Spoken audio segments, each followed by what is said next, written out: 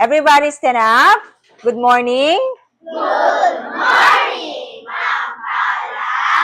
Good morning, Mrs. Grace. We're glad to see you sa Bacoor at home ka dito. Before you sit down, make sure that your seats are properly aligned. Okay, now sit properly. So, before we proceed to our lesson, let's first watch the video and follow what it says. Are you ready? Hello everyone! So today, let's warm up first with fun oral brain. We'll practice high-frequency words. These words we see everywhere. Repeat after me and let's have some fun. Let's begin. The, and, Is, in, in, on, on, to, To, you, you, said, said, for, for, on. on. Some kids. So for our review, you have to guess. This time, we're going to say it again, but let's put an action on it for us just to remember the words. You ready? yes, Let's say the, the, and, is, is, in, of, of, to, you, said, said, for, on, on. That's great. For our review, you have to look at the picture and wait till it describes and tell me what is the word. Teka lang, sir. For the lesson yesterday, I'm going to show you a picture and you have to guess what the picture is. You need to have to wait for the clue. You ready? Okay, listen up. It is a contest to see who is the fastest. It begins with letter R. Okay, look at the picture. What you think the word is? Raise your hand if you want to recite. Anyone? Yes, is bien? Is that a race? A contest to see who is the fastest is called a race. Everybody say race. race, Okay, for the next word. That's correct. Okay, look at this picture. This shows happiness or confidence about oneself. It begins with letter P. It begins with letter P. Is there any other hands? Yes, Angela. Proud. Showing happiness or confidence about oneself is also called proud. Everybody say proud. proud, Let's move on. What do you think it is? Yes. Okay, another words. Look at this picture. Wait. It means not proud or showing respect for others. It begins with letter H. It begins with letter H. It means not proud or you are showing respect for others. Yes, Luis. Humble. Humble is a word that shows respect for others and you are not proud. Everybody say humble. humble, That's it. Next. And guess? Oh, let's move on. How about this picture? Wait for the Someone clue. to compete or to do something difficult. What do you think it is? Who wants to try? Okay, yes, Lamsis. Challenge. To challenge is to invite someone To compete or do something difficult. Say challenge. Challenge. Okay, so today we'll be having a short story about the race of pride and witch. This story, What's the title of the story? The race of pride and peace. Okay. The race of pride and wits. Everybody, The race of pride and peace. are you ready to listen? Yes. Let me check if you are sitting properly. That's good. is written by Alex S.B.C. You ready? One Sunday morning, in the rice field, Tamo, the carabao, stood proudly in front of other animals. Look at you, Tamo said. You are not as useful as I am. I work hard for our owner while you all do nothing. The animals stayed quiet. Then, a small mouse named Bigoy passed by. Tama shouted, "Hey, you little rat! You think you're better than me? I challenge you to a race." Bigoy replied kindly, "Yes, you are big and strong, Tamo, but I will try my best." When the race began, all animals cheered. Ready, set, go! Tamo ran fast, leaving Bigoy behind. But when he saw the deer, he laughed and said, "Ah, Bigoy can win against me. I'll rest for a while." He lay down under a mango tree and fell asleep. Bigoy kept running without stopping. When Tom woke up, Bigoy was already near the top of the hill. Tom tried to catch up, but it was too late. Bigoy smiled and said, "Look, Tamo, it's not just strength that matters.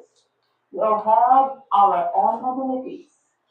Tamo bowed his head and said, "I'm sorry, Bigoy.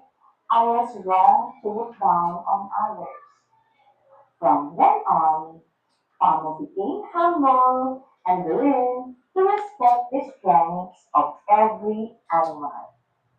That's all. So let's answer this question. Who are the main characters in the story?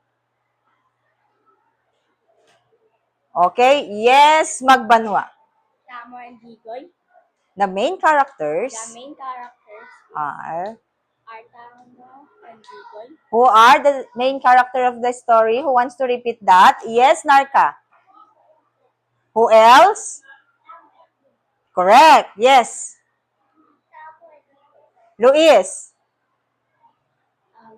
And lastly, okay, the two main characters in this story are Tamo and Digoy. Who is the Carabao? Raise your hand. Yes. Who is the mouse deer? Yes. Digoy. That's correct. Number Next. 2. What challenge did Tamo give to Bigoy? Yes, Scumbien.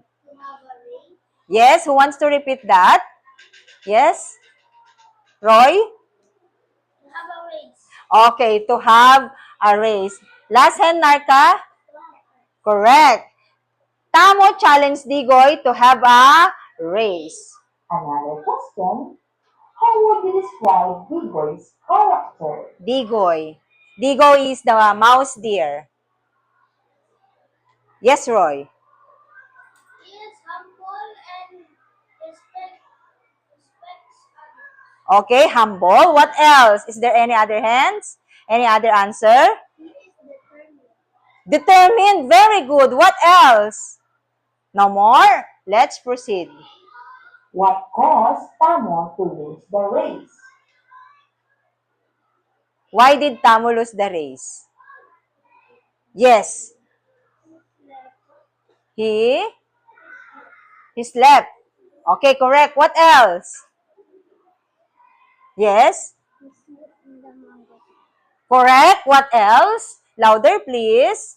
Yes. Last answer. He rested on the mango tree. Yes, he rested under the mango tree. What did Tamo realize after Gigon won? If you Okay, what did Tamo realize after Digoy won? Roy. To be humble and respect others. Okay, to be humble, respect others. Is there some more? Yes? Not being too proud. Is there any other answer? Okay, if no more, let's proceed to the next question. If you were Tamo, what would you do differently? If you were Tamo, what would you do differently? Yes. And to others. Yes, do not look down unto others. Yes. I will respect everyone. Stand up. I will respect everyone's strength and ability. Very good. Is there any other answer? No more. So let's proceed. were Tamo, what would you do differently? And what lesson does this story teach about pride and humility? Okay, what lesson or what is the moral lesson from this story that we read? Yes. To be humble. To be humble. Any other answer, Roy? Respect others. Respect others. Is there some more? Yes, last answer. Respect someone's abilities. Yes, very good. Hello everyone! So today,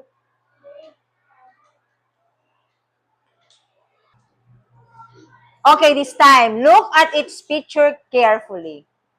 What do you notice in the first picture? Yes, He spilled the water. louder. He spilled the water.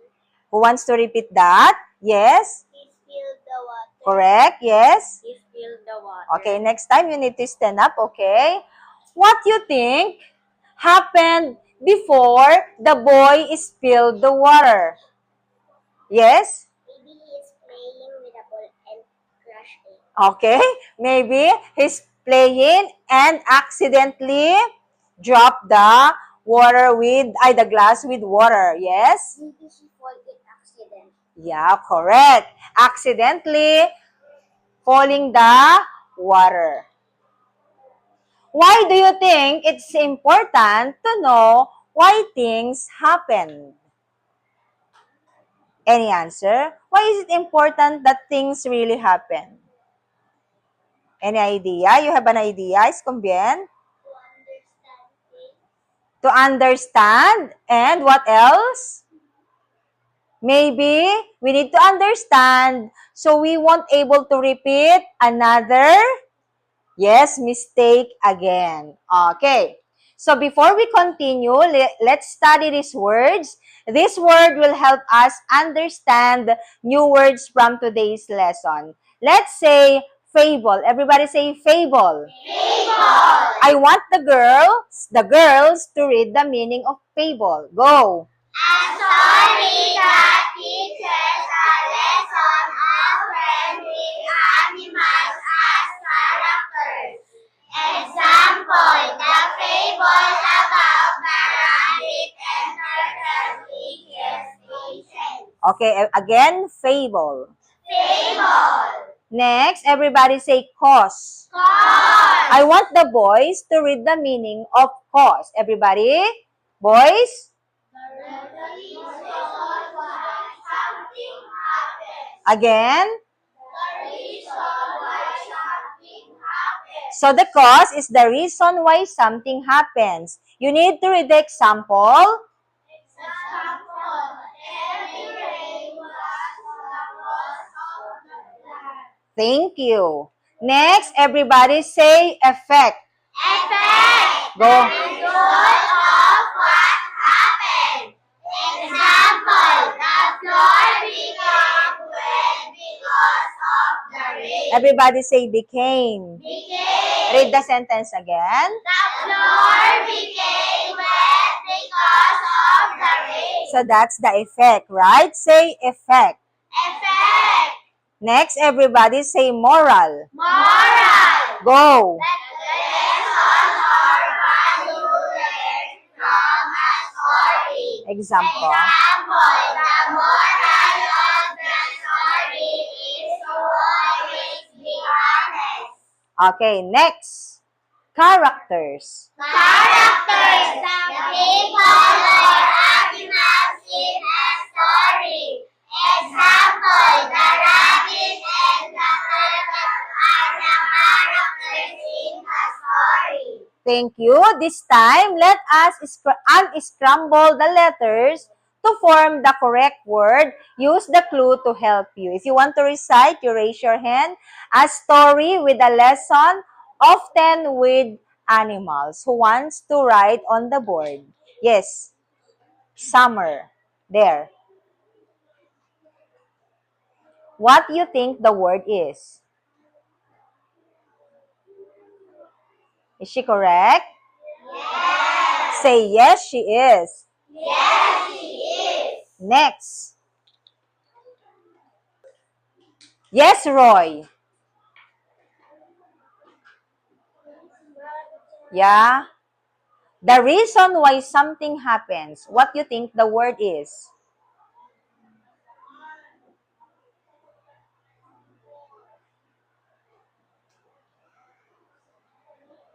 Hurry up, Roy.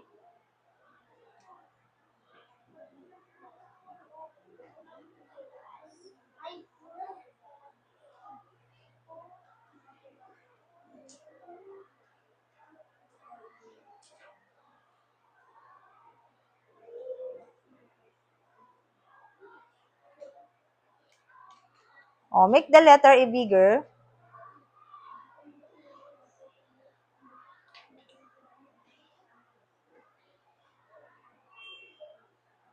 Okay, I'm glad you realized immediately the correct spelling of the word cause. That's correct. And next, it is the result of what happened. Yes, Acosta. Write your answer down the cause.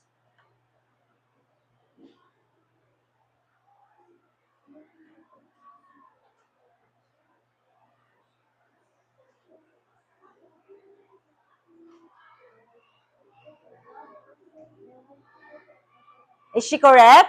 No. Who wants to help? Yes? Ay, parang tapos ka na. You try. You try to help. Use this eraser. I think one letter is missing, Acosta. What do you think it is? Yeah. Very good. That's correct this time. Everybody say effect. Effect. From this story, every story, there are events that happen for a reason. Luis, can you sit properly?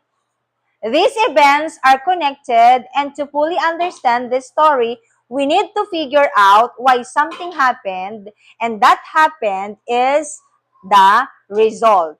This is what we call cause and effect. Say cause and effect.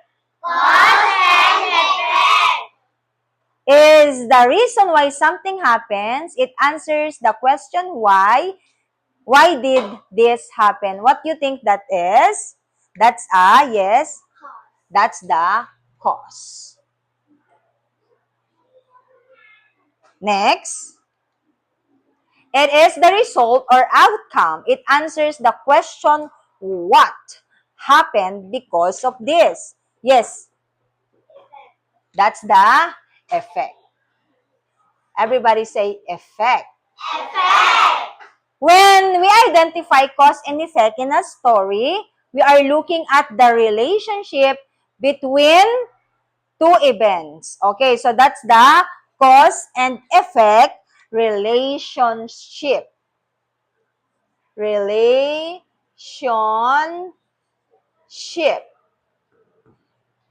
Cause and effect. Everybody? Cause and effect relationship. That's great. So, example from a fable. The rabbit and the turtle. Are you familiar with that word? With that story, Diama? Diama, listen here. So, this part is the cause and the effect. Let me read the part of the cause. The rabbit was very proud and confident. He decided to take a nap during the race because he thought he was already far ahead of the turtle. And the effect is the turtle kept moving slowly and steadily. Because the rabbit was asleep, the turtle crossed the finish line first and of course won the race. It's a similar with our story today, the race of pride and wits. The characters are just different. It is Tamo and Digoy. Okay, in real life example, we have here, you do not water your plant for a week. That's the cause, and the effect, the plant dries up and dies. Can you give me cause and effect example in real life situations? Will you try, Scombien? I did not prepare for my Lesson? Yes. so I failed. I did not review for my test, so I failed. What you think is the cause?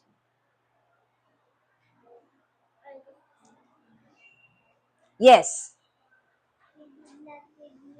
I did not review. What's the effect? Yes. So I failed. I failed the test. Very good. How are we going to identify cause and effect? First, let's look for keywords like because, so, therefore, since, or as a result. These words will help you. Excuse me, but can I breathe? Okay, you can go. These words help you spot cause, or also we call them signal words. Signal words for cause. Everybody say because. Because since due to. Okay, these are example of signal words that you are in the part of cause. Example, the rabbit lost because he took a nap. What is the signal words used? Because. Yes, the word because. So what is the cause? Yes. And the rabbit lost because he took a nap. You read the whole sentence. My question is, what is the cause? Yes. The rabbit lost. Is she correct? Who wants to help? Yes? He took a nap. He took a nap. We already have a signal word and that is the word because. So it follows the cause. What follows the because is he took a nap. Okay, that is our signal words. I told you before that the signal words for cause, looking for cause is the word because, since, and due to. Did you get it now? Let's move on. These words help you spot effect in sentences. Okay, will you read this word? So therefore, as a result, So these are the clue words or signal words if we are in the effect. Another one, ask question. To identify cause and effect, you need to ask question. What question are we asked? You say, what happened? what happened? So what happened now is the effect. You read. Why did it happen? So why did it happen? It is the cause. So meaning, cause answer the question why and effect answer the question what. Okay. Another one is to think about sequence of event. What's the sequence of events? You need to think of what happened first, what happened next, and so forth. Okay, what happened first is the cause. I think that's the easier way to identify cause and effect. What happened first will be the cause and the rest is the effect. For example, it flooded last night, so the classes are suspended. It flooded last night, so the classes are suspended. What happened first? Yes, Roy. Last night, it flooded. Very good. So if that is the first happenings, that is the cause. And the next one is the effect, which is classes are suspended. Sometimes, what happened first comes from the beginning of the sentence, but sometimes it can also be found at the end of the sentence. We can find that later on. Example, the rabbit was very confident, so he stopped running. He stopped running is the effect. What is the signal words used? So. Diba? We said, so is the signal word for effects. That's why he stopped running is the effect. How about this one? Will you read? The rabbit. The rabbit slept during the race. Therefore, he did not reach the finish line first. Okay, what's the signal word? Narka, signal word. Therefore. So what's the effect? Yes? He did not reach the finish line. Okay. He did not reach the finish line. The first thing happened is the rabbit slept during the race. That's the first one. So that is the cause or effect? Cause. Very good. Next sentence. Who wants to read that? Jazz. The turtle kept walking slowly without stopping. As a result, he won the race. Okay, what's the signal word used? Result. Or as a result. What happened first? What happened first? Yes. The turtle kept walking. That is the cause or effect? Cause. Very good. So what's the effect? He won the race. He won the race. That is happened next, and that's the effect. Okay, this time I'm going to group you into 3. Okay, this will be the group 1, group 2 from the back, and this will be the group 3. You need to choose who the leader is for each group, and you need to decide, you need to have a consensus and decide to which are you going to answer.